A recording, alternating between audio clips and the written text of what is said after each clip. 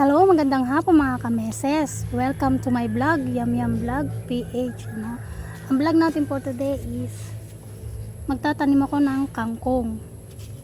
Ito mga kangkong na to ay pinaggamitan ko na, natalbosan ko na. So pinaugat ko lang siya para itatanim ko kasama ng mga kangkong na yun. Diba?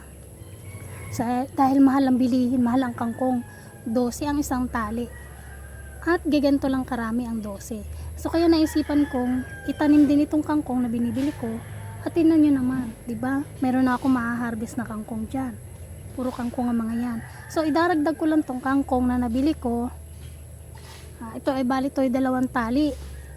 So ito, wala pa kasi siyang mga ugat.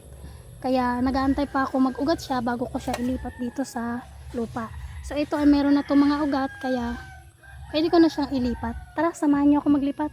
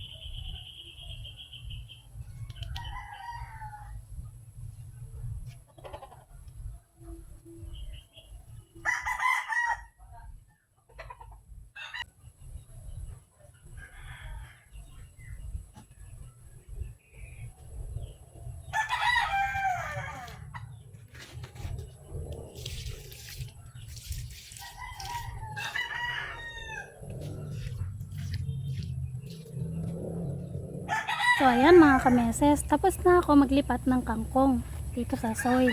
So antayin ko na lang ito magdahon din para maharvestan ko rin siya katulad ng mga nauna ko itinanim. So diba, may ma-harvest na ako. Nakatrain ako ngayon ng kangkong, hindi na ako bibili ng kangkong sa tindahan dahil meron na akong sariling kangkungan. At kung bago ka pa lang sa aking channel, huwag mo na makalimutang mag-subscribe. Hit mo rin ang bell notification para ma-update ka ni Whitey pag may bago akong video. Thanks for watching.